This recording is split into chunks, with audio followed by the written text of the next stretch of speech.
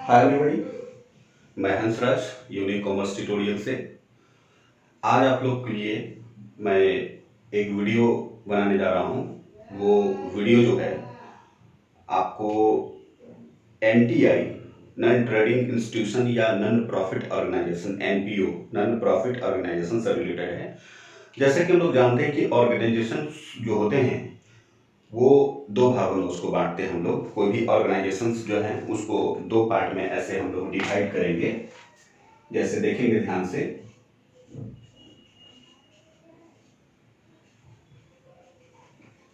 ये हमारी जो भी संगठन है उस सारे संगठन को हम लोग दो पार्टों में डिवाइड करेंगे। एक तो होता है प्रॉफिट ऑर्गेनाइजेशन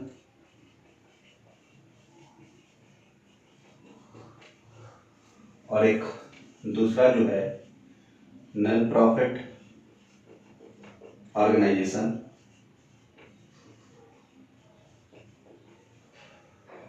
और इसको हम लोग नॉन ट्रेडिंग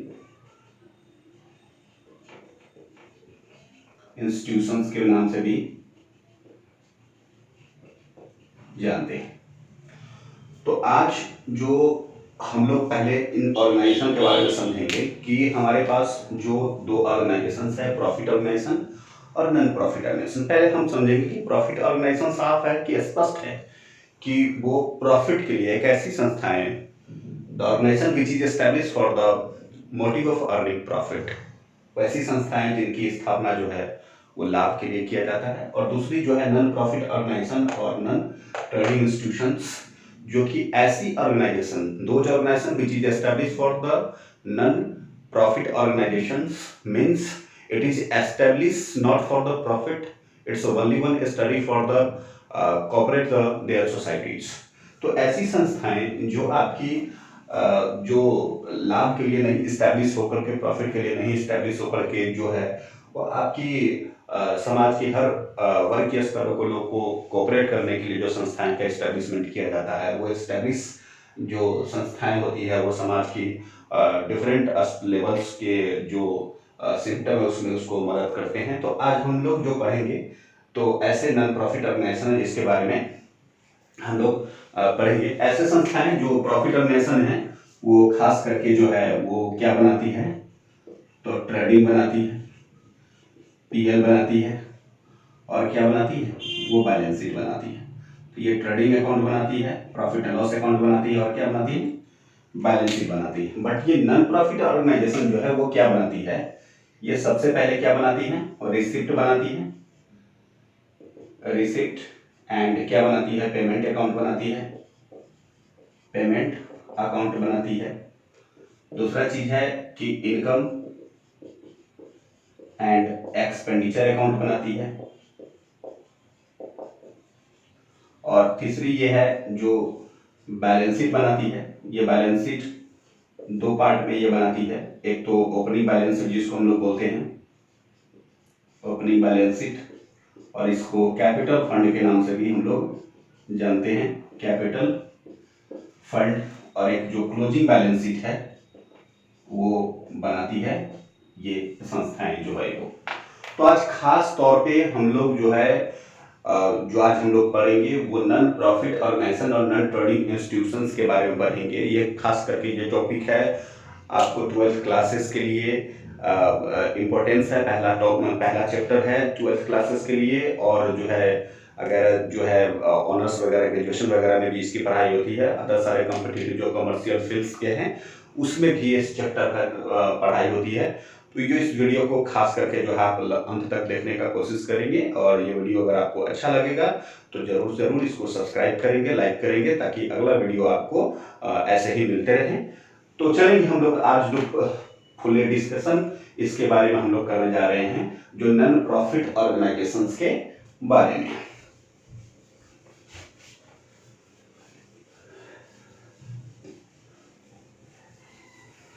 तो आज जो हम लोग एनपीओ जो है, एनपीओ या एनटीआई के नाम से इसको हम लोग जानते हैं, यानी नॉन प्रॉफिट ऑर्गेनाइजेशन या नॉन ट्रेडिंग इंस्टीट्यूशन के नाम से इसको जानते हैं।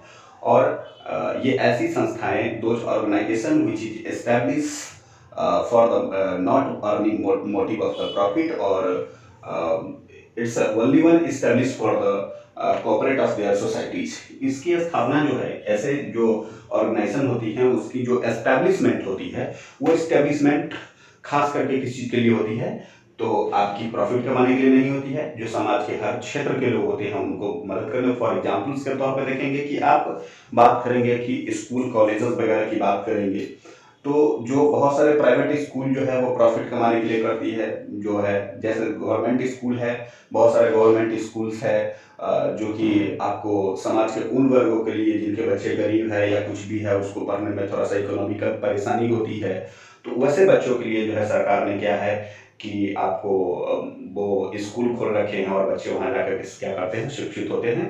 और बहुत सारे हॉस्पिटल्स देखेंगे, गवर्नमेंटल हॉस्पिटल्स है, या आपको WHO है, वर्ल्ड हेल्थ ऑर्गेनाइजेशन है, या बहुत सारे ट्रेडिंग, बहुत सारे जो ऐसे क्रिकेट एसोसिएशन है, चैम्बर ऑफ कॉमर्स है, मंदिर है, ट्रस्ट है, ये सब सारे जो संस्थाएं हैं वो प्रॉफिट के लिए इस्टेब्लिशमेंट नहीं होकर के समाज के उन क्षेत्रों के लोगों के लिए जो वीक होते हैं उनको कोऑपरेट करने के लिए ऐसे संस्थाएं जो है आपको इस्टेब्लिश किया जाता है। तो आज हम लोग जो NPO, जो नॉन ट्रेडिंग इंस्टीट्यूशन, जैसा कि जानते हैं कि किसी भी तरह का कोई भी ऑर्गेनाइजेशन है, to keep the records about the transactions, it's necessary to keep the record transactions, every transactions, to know the actual capitals और एसेट्स। तो इनफैक्ट जो आज जो हम हर ऑर्गेनाइजेशन जो होते हैं उनको ये जरूरी होता है कि उसको उसकी प्रॉफिट्स क्या है, तो यहाँ प्रॉफिट नहीं समझ के हम लोग क्या करेंगे कि इसकी अपनी जो पूंजी होगी, एसेट्स होगा, उसकी इसकी हिसाब किताब इसको रखना जरूरी होता है। वो कैसे रखते हैं, तो अभी हमने बताया कि जो नॉन प्रॉफिट ऑर्गेनाइजेशन होते हैं, नॉन ट्रेडिंग इंस्टीट्यूशन जो होते हैं, वो संस्थाएं जो चलती हैं तो उनका भी कहीं ना कहीं रिकॉर्ड होता है और उस रिकॉर्ड को दिखाना होता है। तो आज हम लोग इन्हीं के बारे में आज हम लोग पढ़ेंगे। तो पहले देखेंगे कि नॉन प्रॉफिट ऑर्गेनाइजेशन में कैसे लेजर खोले जाते हैं।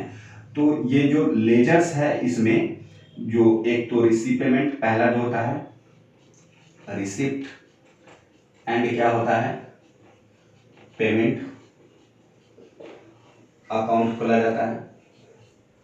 दूसरा लेजर जो है आपको income expenditure, income and expenditure है ना, अकाउंट है, उसको हम लोग ओपन करते हैं। और तीसरी चीज है जो हम लोग बैलेंस शीट ओपन करते हैं। और ये बैलेंस शीट के बारे में अभी हमने बताया कि ओपनिंग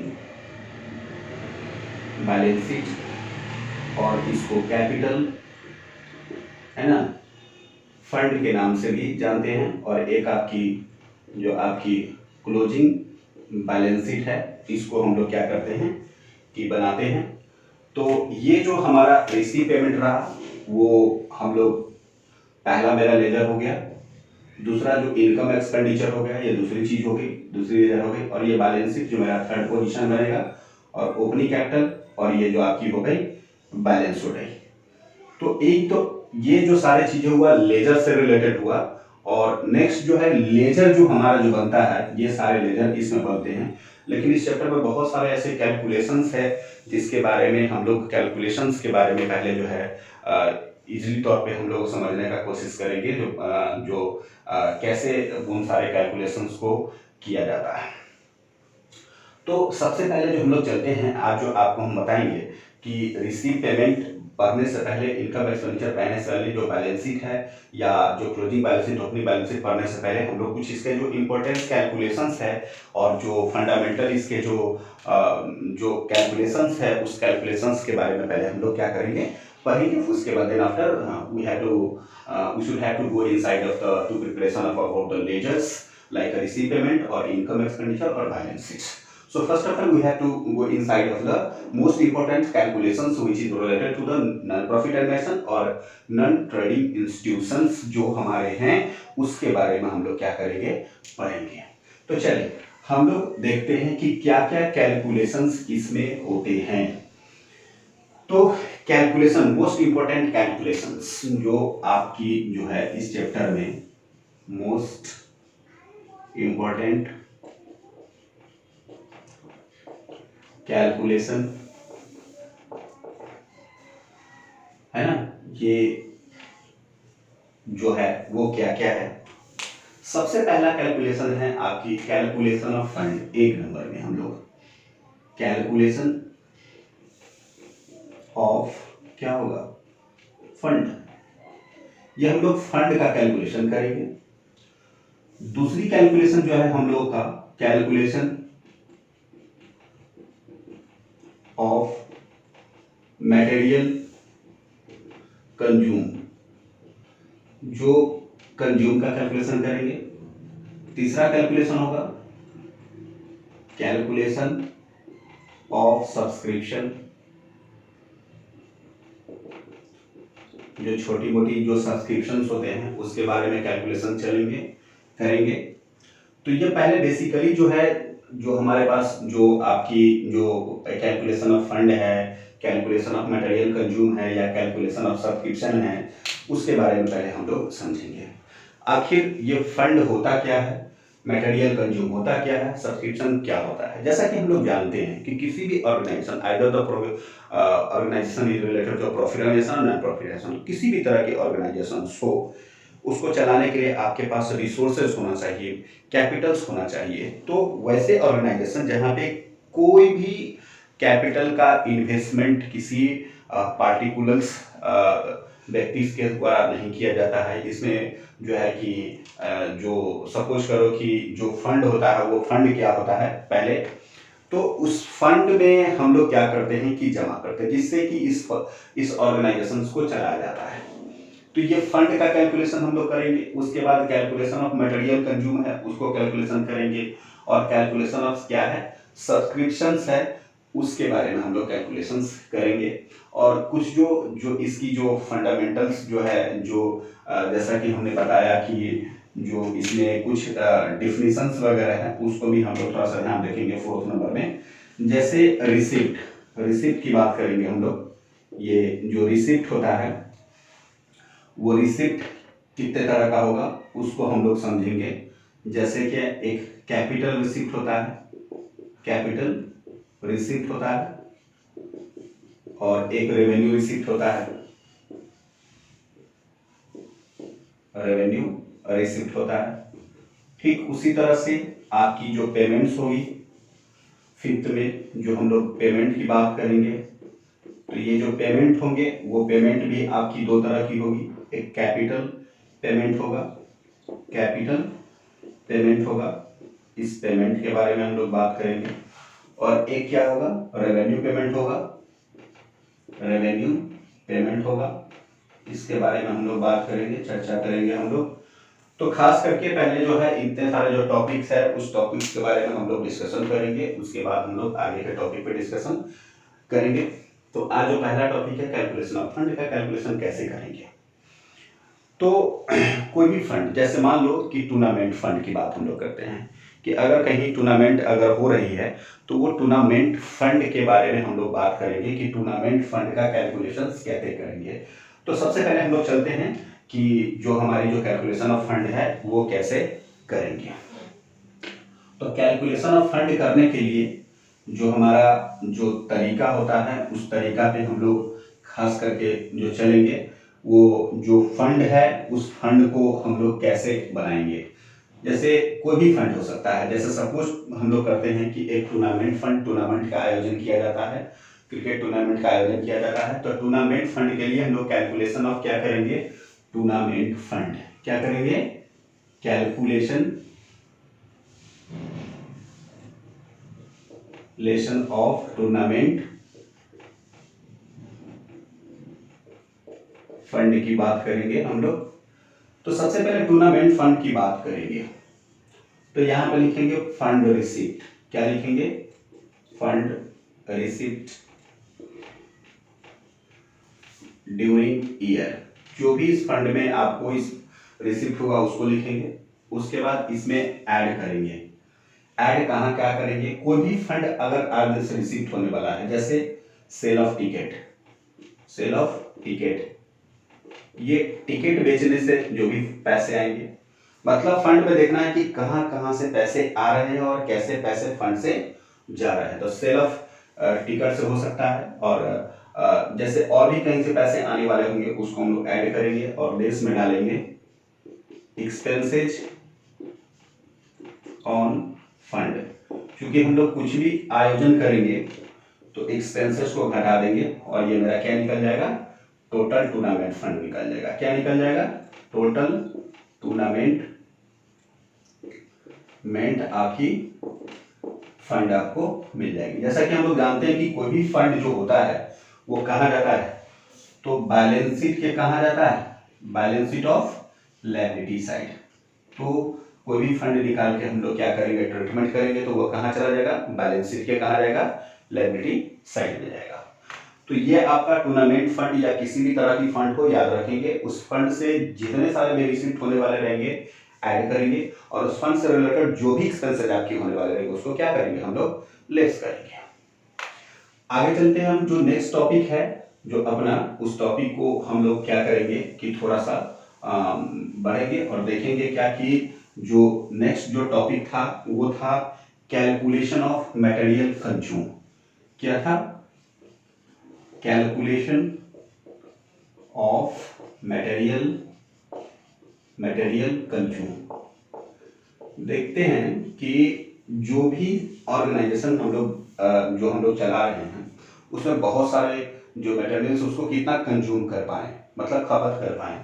तो उसके लिए जो होता है वो क्या करते हैं, पहले ओपनिंग स्टॉक क्या लिखते हैं, ओपनिंग स्टॉक ऑफ मटेरियल, जो हमारे पास मटेरियल का ओपनिंग स्टॉक होगा, प्लस करेंगे हम लोग क्या, परचेज ऑफ मटेरियल, अगर हम लोग किसी तरह की कोई मटेरियल खरीदते हैं तो ऐड करेंगे, प्लस हम लोग करेंगे क्लोजिंग क्रेडिटर, अगर किसी तरह की क्लोजिंग क्रेडिटर है तो उसको हम लोग ऐड करेंगे, उसको लेस करेंगे, फिर लेस में हम लोग डालेंगे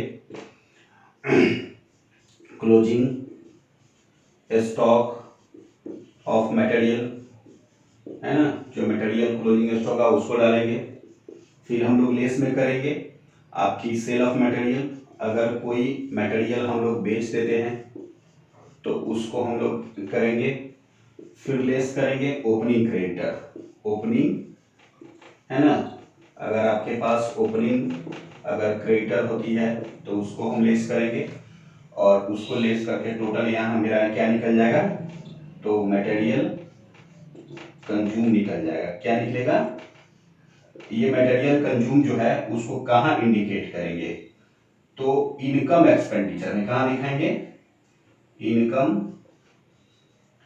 and expenditure account debit side, या अकाउंट लिखेंगे आप, इनकम एक्सपेंडिचर अकाउंट में हम लोग इसको क्या करेंगे, दिखाएंगे एक्सपेंडिचर साइड में। कौन सी साइड में, एक्सपेंडिचर साइड में।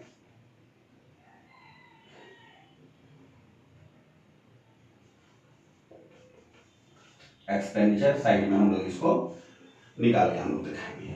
तो ये हमारा क्या रहा, कैलकुलेशन किस चीज का रहा, तो मटेरियल कंज्यूम का कैलकुलेशन रहा। ये मटेरियल कंज्यूम मेरा बनके तैयार हो गया। अब नेक्स्ट जो टॉपिक है जो हमारी कैलकुलेशन ऑफ क्या है, सब्सक्रिप्शन है, जिसको हम लोग बताने जा रहे हैं, कैलकुलेशन ऑफ सब्सक्रिप्शन के बारे में। और ये कैलकुलेशन ऑफ सब्सक्रिप्शन जो है वो सब्सक्रिप्शन मतलब चंदा कहलाता है, जो जितने सारे गैर व्यापारिक संस्थाएं होती है उनको कहीं ना कहीं से थोड़ी बहुत जो है, जैसे आप देखते होंगे कि कोई भी ट्रस्टेड मंदिर है चाहे कुछ भी है तो हर लोग वहाँ जाते हैं, कुछ ना कुछ चंदा के तौर पे वहाँ देते रहते हैं। तो उसकी कैलकुलेशंस जो होती है वो हम लोग करेंगे। क्या कैलकुलेशंस होता है, तो कैलकुलेशन ऑफ सब्सक्रिप्शन, ये कैलकुलेशन ऑफ सब्सक्रिप्शन हम लोग बनाएंगे। तो ये कैलकुलेशन ऑफ सब्सक्रिप्शन किस तरह से हम लोग बनाएंगे, तो हम लोग लिखेंगे यहाँ पे subscription received during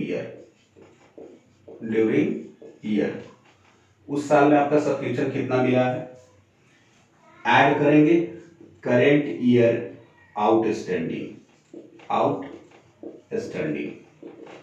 current year का जो भी आउटस्टैंडिंग है उसको क्या करेंगे, ऐड करेंगे, फिर आपको लेस करेंगे, फिर ऐड करेंगे प्रीवियस ईयर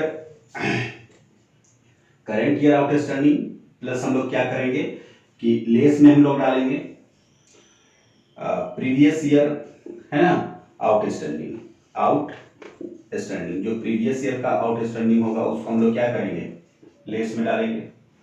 उसके बाद आपको प्रीवियस ईयर एडवांस जो होगा उसको हम लोग क्या करेंगे, ऐड करेंगे, और फिर लिस्ट में डालेंगे हम लोग करंट ईयर एडवांस, जो करंट ईयर का जो एडवांस होगा उसको हम लोग लेस करेंगे, और इन सभी को जोड़ के यहाँ पे लाएंगे और इसको माइनस करेंगे, तो मेरा यहाँ पे ये जो आएगा वो टोटल सब्सक्रिप्शन निकल जाएगा,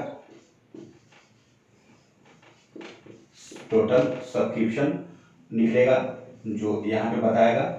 और इसको हम लोग कहाँ दिखाएंगे, तो इनकम साइड में, कहाँ पे दिखाएंगे, income side of income expenditure, income and expenditure account, expenditure account. तो इनकम एक्सपेंडिचर के इनकम साइड में हम लोग सब्सक्रिप्शन को दिखाएंगे। ये हमारा बल्कि आपकी जो है सब्सक्रिप्शन तैयार हो गया। तो अभी हमने जो पढ़ा उसमें देखा क्या कि जो हम लोग कैलकुलेशन ऑफ फंड के बारे में बताए, या फिर आपको कैलकुलेशन ऑफ मटेरियल कंज्यूम के बारे में बताया, या फिर आपको कैलकुलेशन ऑफ सब्सक्रिप्शन के बारे में आपको बताया गया। इन सब सारी चीज को बात करने के बाद में अगर हम लोग थोड़ा सा आगे की तरफ चलते हैं तो आगे हम लोग देखेंगे कि हम जो रिसिप्ट बनाते हैं, रिसिप्ट पेमेंट जो बनाते हैं, वो रिसिप्ट पेमेंट को हम लोग थोड़ा सा पहले देखेंगे कि पहला जो लेजर है मेरा वो क्या है, रिसिप्ट एंड क्या है, पेमेंट अकाउंट है, रिसिप्ट एंड पेमेंट अकाउंट है, जिसके लिए ये मेरा फॉर्मेट होगा। और जो भी हमारा जो रिसिप्ट होगा और जो भी मेरा जो पेमेंट होगा वो हम लोग सभी रिसिप्ट और सभी जो पेमेंट होता है उसको इस लेजर में हम लोग दिखाते हैं। तो ये आपकी पेमेंट हो गया। तो रिसिप्ट पेमेंट जो है वो रियल अकाउंट है, आप ध्यान रखेंगे। तो ये रियल अकाउंट के फंड में बढ़ता है कि डेबिट जो होता है, जो जितने सारे जो बिजनेस में रियल अकाउंट्स में आप जो गोल्डन रूल होगा पढ़े होंगे, debit what comes in, credit what गोड आउट। तो जो कुछ भी हमारे बिजनेस में आता है उसको हम लोग रिसीप्ट साइड में दिखाते हैं, और क्या करते हैं जो कुछ भी जाता है उसको हम लोग कहाँ, पेमेंट में दिखाते हैं। तो रिसीप्ट पेमेंट एक जो है वो आपकी रियल अकाउंट है। तो इसमें आपको ध्यान रखना है कि रिसीप्ट पेमेंट बनाने के लिए कुछ ऐसे नोट्स है जो इम्पोर्टेंट नोट है, उसको थोड़ा सा ध्यान रखेंगे कि क्या क्या ध्यान है। तो सबसे पहले it is a real account, it is a real account. कौन सा अकाउंट है, रियल अकाउंट। दूसरा है जो पहला नोट, दूसरा है only cash transactions, cash transaction is recorded in this account, in this account। इसमें सिर्फ क्या करेंगे कि सिर्फ कैश ट्रांजेक्शंस आप रिकॉर्ड करेंगे, है ना, आउटस्टैंडिंग को हम लोग नहीं दिखाएंगे, है ना। All receipt are to be show in receipt side, in receipt side. जितने सारे रिसिप्ट होंगे सबको रिसिप्ट में, ठीक उसी तरह से all payments are to be shows in payment side.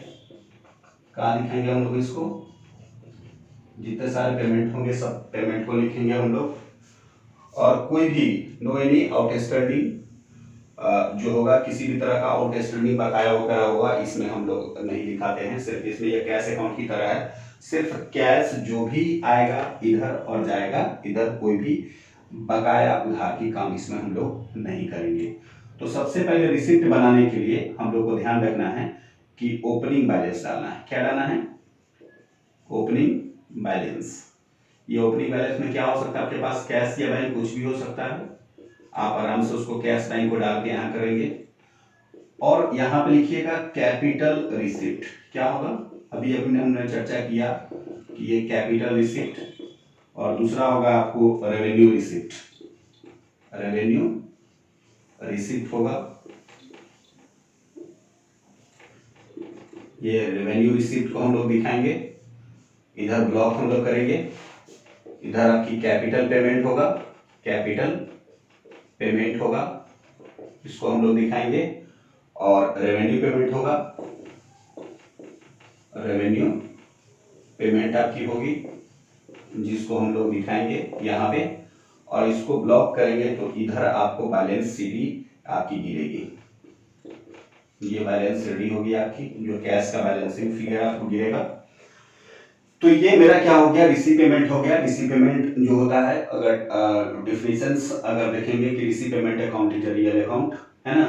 It is prepared by the non profit admission to know the actual receipt of cash और actual payment of the cash, and in this account only cash transaction is to be recorded. All receipts are to be recorded in the receipt side and all the payments are to be recorded in the payment side. Only outstanding or credit transaction is to be recorded in this account, है ना। तो सबसे पहले इस चीज को हम लोग ध्यान रखेंगे कि जितने सारे जो रिसिप्ट होंगे सब यहाँ पे आएगा और जितने सारे पेमेंट होंगे सब यहाँ पे आएगा।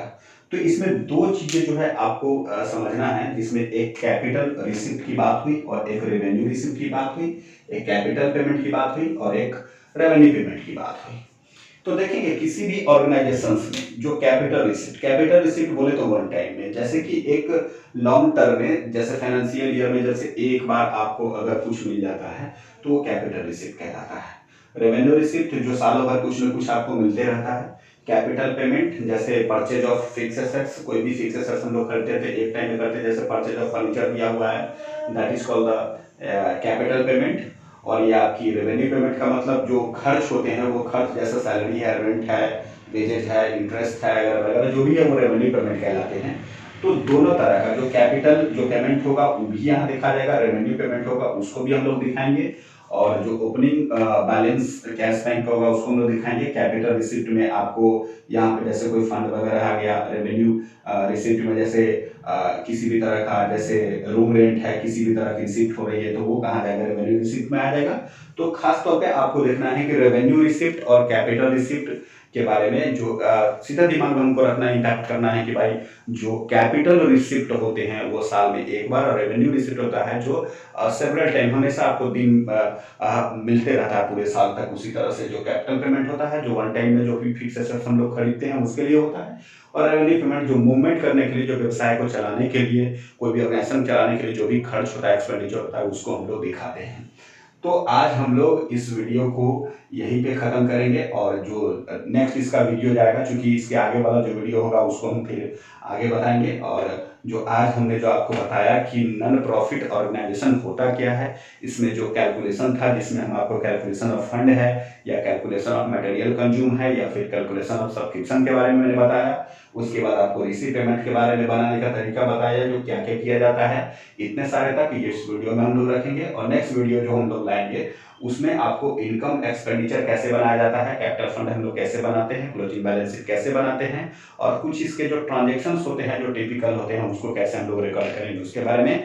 तो इसके आगे वाला वीडियो भी हम बना के जल्द से जल्द इसको डाल देंगे और इस पे जो है आप रिसीव पेमेंट और कैलकुलेशन वगैरह आप जो है समझ गए। अगर ये वीडियो आपको अच्छा लगा हो तो आप इसको जरूर लाइक करेंगे, सब्सक्राइब करेंगे और अंत तक इस वीडियो को देखेंगे, और ताकि पूरा सी समझ में आए। इसके बाद वाला जो वीडियो रहा के जो उसका आप देखने का देखेंगे, ताकि वो पूरा का पूरा चैप्टर का कंसेप्ट आपको मिल जाएगा और इजीली वे में सारे क्वेश्चंस को आप क्या कर सकते हैं, बना सकते हैं। ये खास करके ये टॉपिक 12th के लिए है और 12th वाले जो टॉपिक को आप खास करके देखेंगे और समझने की कोशिश करेंगे।